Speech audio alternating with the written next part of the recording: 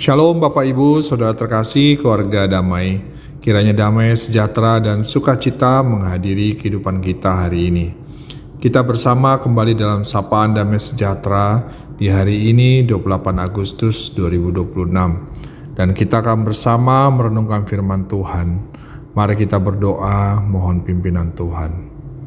Allah Bapa dalam surga, Engkau Allah yang penuh kasih dan senantiasa mengasihi kami. Kami bersyukur dan berterima kasih untuk kasih penyertaan-Mu bagi kami hingga sampai pada hari ini. Kami mau menerima berkat firman-Mu melalui sharing bersama kami. Penuhi kami dengan hikmat untuk memahami firman kebenaran-Mu. Dalam nama-Mu Tuhan kami Yesus Kristus kami berdoa. Amin. Bapak Ibu, keluarga Samas terkasih, renungan Samas kita dalam bulan misi ini masih dalam tema utama misi bagi gereja.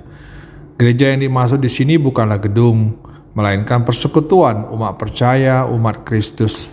Misi bagi gereja, bagi kita umat Kristus adalah panggilan dan tugas utama untuk mewartakan kasih Allah, memberitakan Injil, serta menghadirkan tanda-tanda kerajaan Allah di dunia sebagai kelanjutan dari misi Yesus Kristus. Renungan Samas kita hari ini saya ambil tema hidup bermisi, bukan permisi.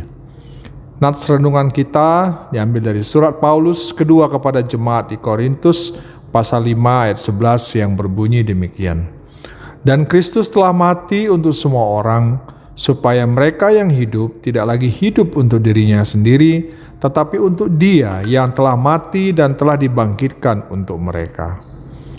Bapak Ibu keluarga damai, hakikat dari misi gereja, yaitu kita sebagai umat percaya pada dasarnya adalah berasal dari Allah, missio Dei. Misi bukan sekedar program buatan manusia atau organisasi gereja, melainkan inisiatif Allah sendiri untuk menyelamatkan dunia melalui Bapa, Anak, dan Roh Kudus. Yang kedua adalah kita sebagai umat pilihan Tuhan harus keluar dari zona nyaman. Gereja dipanggil tidak hanya bersekutu di dalam gedung atau melayani diri sendiri, melainkan diutus keluar menjadi saksi di tengah masyarakat.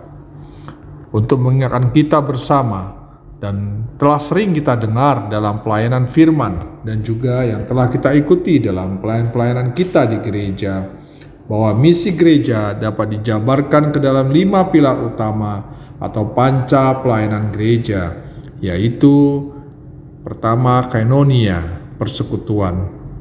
Membangun dan merawat persekutuan yang erat di antara orang percaya. Kedua, kerigma, pewartaan, mewartakan Injil dan kebenaran firman Tuhan dan keselamatan kepada dunia. Lalu ketiga, liturgia, ibadah dan pengudusan, memuji dan memuliakan Tuhan secara bersama-sama dalam ibadah yang hidup. Keempat, diakonia, pelayanan kasih, memberikan pelayanan kasih, bantuan nyata bagi orang yang lemah, miskin, dan tertindas.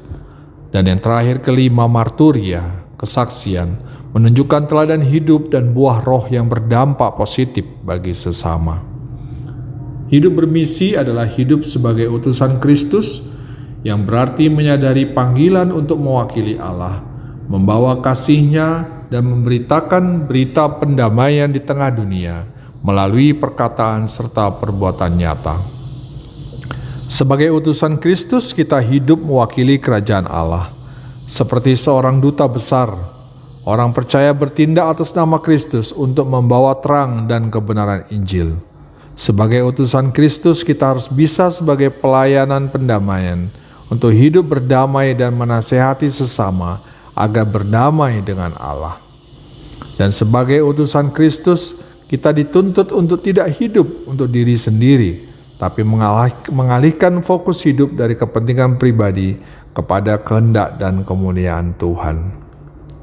Bapak Ibu terkasih, dalam hidup bermisi, kita sebagai umat Kristus dalam kehidupan keseharian kita harus menjadi saksi, menunjukkan kasih dan kebaikan Kristus lewat perkataan serta perbuatan dalam hidup keseharian kita. Sebagai gereja, sebagai murid Kristus, harus memakai talenta dan kemampuan yang Tuhan beri untuk melayani sesama dengan tulus. Dan memiliki kesetiaan di tengah masalah, tetap membawa sukacita dan terang Tuhan walau menghadapi masa-masa sulit.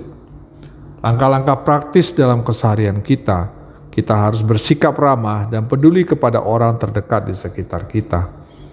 Menjadi teladan yang jujur dan membawa damai di lingkungan kerja atau sekolah kita, dan mengandalkan Tuhan dan berdoa agar setiap tindakan kita memuliakan Dia. Hidup bermisi adalah sebuah panggilan aktif yang berarti kita tidak hanya berdiam diri atau mencari kenyamanan diri sendiri, tetap hadir menjadi saluran berkat bagi lingkungan sekitar kita. Hidup bermisi berarti menjalani keseharian dengan tujuan mulia untuk membawa kasih, kebaikan, dan kabar baik kepada sesama. Bukan sekadar meminta izin atau numpang lewat seperti kita menyampaikan kata permisi. Hidup bermisi bukan permisi, artinya kita menjalani hidup dengan tujuan dan panggilan yang jelas dari Tuhan untuk membawa kebaikan dan tidak ragu-ragu dalam bertindak. Bapak Ibu keluarga Samas terkasih, mari kita memaknai hidup bermisi dengan panggilan utama menjadi pengikut yang aktif menyebarkan kabar baik, memiliki semangat bermisi bukan permisi. Yang kedua, ada sukacita bermisi dalam Kristus. Melakukan hidup bermisi dan merasakan bukan sebagai beban. Hidup bermisi lahir dari rasa syukur dan sukacita atas kasih Tuhan. Dan yang penting, makna hidup bermisi dengan melakukan tindakan nyata, menjadi terang dan garam bagi sesama di sekitar kita setiap hari.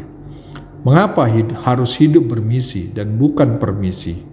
Karena sikap permisi menunjukkan keraguan, rasa takut atau merasa minder dan ragu-ragu untuk berbuat baik. Sedangkan hidup bermisi memotivasi kita untuk berani melangkah, melayani dan peduli tanpa harus menunggu disuruh atau dengan banyak pertimbangan. Kiranya kasih Kristus memberikan kekuatan bagi kita untuk hidup bermisi selalu dalam keseharian kita dan tidak hanya memaknai hidup dengan permisi. Kiranya Tuhan memampukan kita. Terpujilah Tuhan. Mari kita berdoa. Allah Bapa Surgawi, Allah yang kami sembah dalam kemuliaan-Mu, kami bersyukur untuk sapaan firman-Mu. Engkau mengingatkan kami untuk memiliki hidup yang bermisi senantiasa dalam kehidupan kami. Tolonglah kami ya Tuhan. Dalam nama Tuhan Yesus Kristus kami berdoa. Amin.